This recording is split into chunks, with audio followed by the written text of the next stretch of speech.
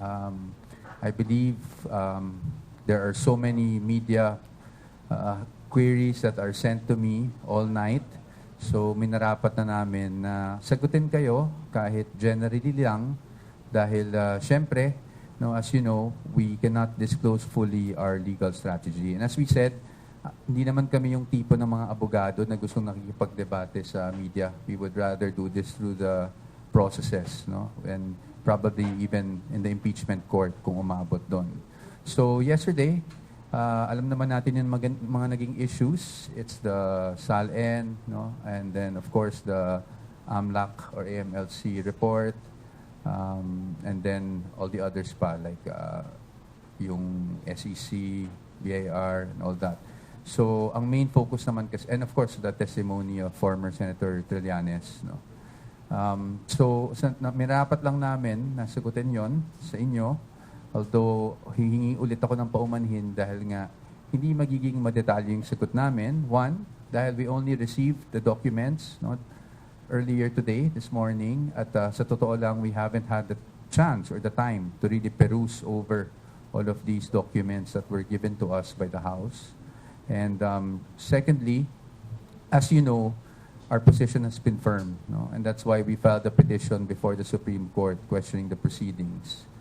And thirdly, it's because kailangan malinaw sa atin kung ano ba talaga ang sakop ng isang impeachable offense. Diba? Very clear naman po sa Sara Duterte versus House of Representatives, yung huling desisyon ng ating Supreme Court ng impeachable offense only refers to offenses allegedly committed while the impeachable officer is occupying that impeachable office. So we're talking about 2022 to present. So kailangan po malinaw sa atin yon. And of course, legally, kung pwede lang, we will confine ourselves to that. But naiintindihan ko naman, no, the questions that the public may have. And that's why we are here today to try and answer all of your questions. So without further ado, perhaps we can already start, no, with the questioning. We will start with Ms. Camille Samonte of TV5. Good afternoon po, Attorney Powa and to other lawyers. I'm Camille Samonte po from TV5. Sir, ano pong plano ng defense team kung paano nyo po dedepensahan? O I know na nag-release na po ng statement si Vice President Sara Duterte denying the accusations of former Senator Trillanes and yung mga naging findings po dun sa kanyang SALN at ng AMLAC. Pero paano nyo, sir, yung dedepensahan kung sinasabi po ng bise na lahat ng kanyang pera, ari-arian ay idineklara sa SALN niya, pero hindi po nagtutugma doon sa findings mismo, doon sa mga dokumento na pinresenta kahapon, maging yung mga financial records and transactions po na ipinakita ng Anti-Money Laundering Council? Opo. Actually, ma'am, yung salitang hindi nagtutugma is a conclusion in itself, no? Yan yung posisyon namin. Para po sa amin, actually, wala naman pong hindi nagtutugma. Perhaps it's just the way that things were presented. Obviously, as I said, we cannot disclose how we will defend the Vice President. But yung nangyari kahapon, of course, is something we already expected as a defense team, lalong-lalo na nung alam natin na nitong committee hearings, nababalitaan natin yung mga subpoenas. So, we were expecting those things, but yung gusto ko lang i-clarify, yung hindi nagtutugma, yan yung misconception na gusto nating maklarify today, no? Through responding to your questions. Again, we cannot go into details on how we will defend, but syempre, iba kasi. Ang point namin is yun nga iba yung pag nasa trial na tayo kasi at least doon, we can test the credibility not only of the witnesses but even the documents that are being presented. Are you saying, sir, na yung mga pinresenta, for example, yung mga allegations po na ipinakita ng mga dokumento ni former Senator Trillanes is not credible enough kahit na nung tinanong po ito sa AMLAC ay na-confirm naman nila?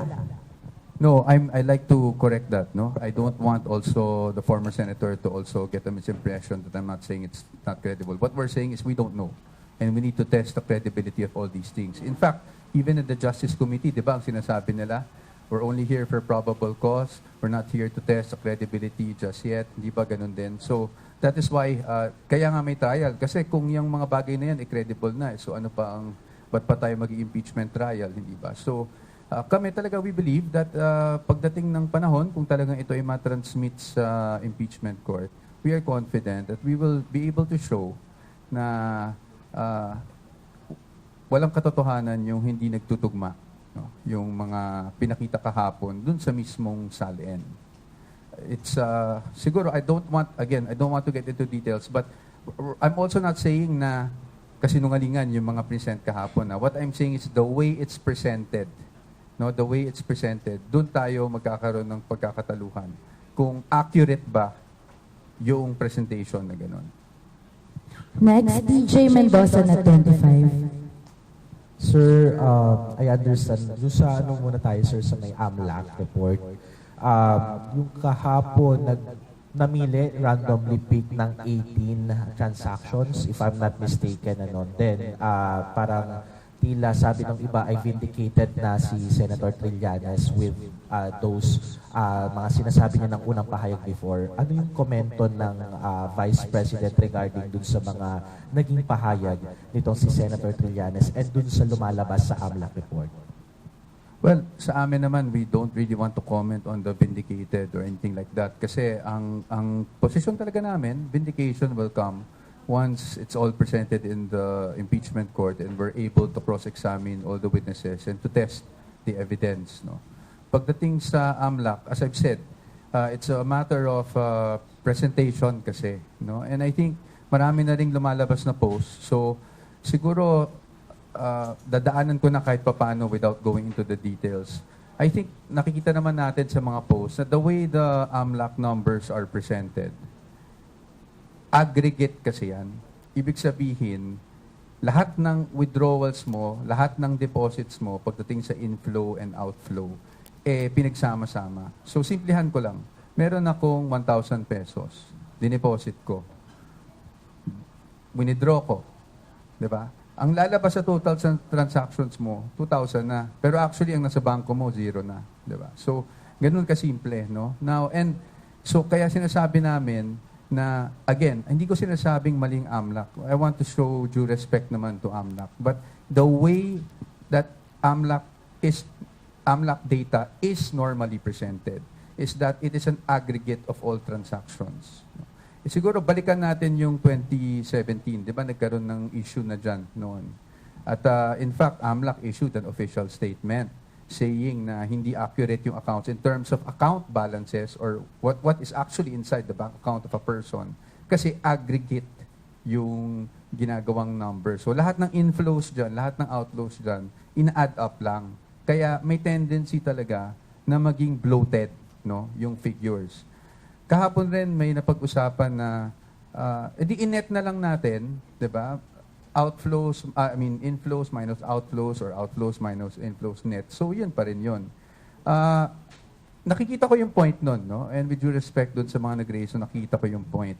But our point naman is, kung bloated na yung outflow mo, tsaka bloated na yung inflow mo, edi bloated din yung net, hindi ba? So, dun lang kami pinanggagalingan. Again, I don't want to go into the details na. But, para lang maintindihan ng taong bayan, na ganun kasi the way it's presented. Ina-add lahat ng deposits, ina-add lahat ng pumasok, bali sa account mo, ina-add lahat ng lumabas.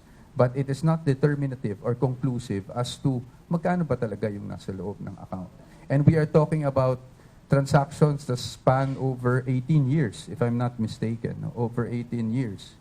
So, yun ang magiging, talagang para sa amin, it's bloated talaga ang number. Sir, dapat bang pag-usapan pa sa impeachment yung SALN ni VP Sara nung mga panahon na Vice Mayor and Mayor siya?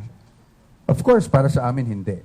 No? Because obviously, ano ba ang purpose ng impeachment? Di ba ang basis ng impeachment is meron tayong impeachable offenses. Ang impeachable offenses ay offenses, again, committed while the impeachable officer is in office as an impeachable officer. So, ibig sabihin nun, doon lang sa time na vice-presidente siya.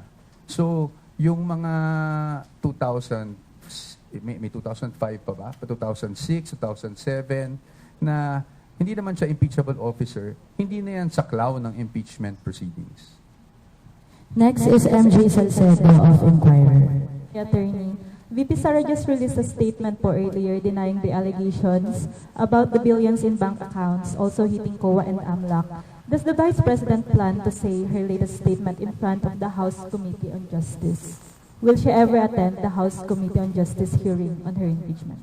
Again, her attendance or should I say non-attendance is based on the position of the defense, no, regarding the jurisdiction or the lack thereof in terms of the type or the nature of proceedings that are being conducted. So, pagdating naman dyan, I think kaya nga sinapubliko na lang niya yung statement niya. Pero hindi ibig sabihin nito na ayaw rumisponde o sumagot ng ating Vice Presidente sa paratang.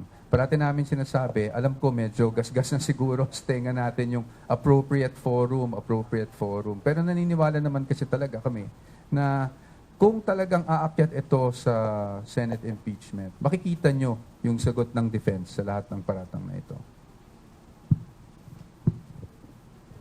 Bella Carriazo, The Philippine Star. Good afternoon po. Earlier, nag-interview si Congresswoman Leila De Lima and ang sabi niya, yung 6.7 billion na dinisclose ng AMLAC, pwede daw mag-constitute as ill-gotten wealth kay Vice President. Ano po yung reaction niya dito? Well, I respect Congresswoman De Lima, former Senator De Lima, and she's entitled to her opinion. No? Sa amin naman, ang plano lang namin is to show why those numbers are actually inaccurate. And second question And po. si Attorney Sheila would like to also add on to that.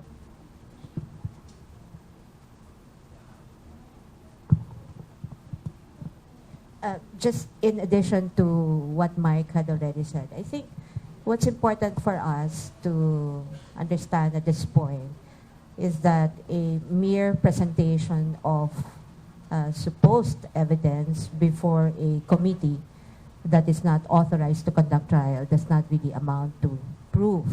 And the reason for that is really simple. It's because every evidence, whether it's something that you present in an ordinary case or in this case in an impeachment proceeding, must still survive scrutiny. And when does that happen? When does scrutiny happen?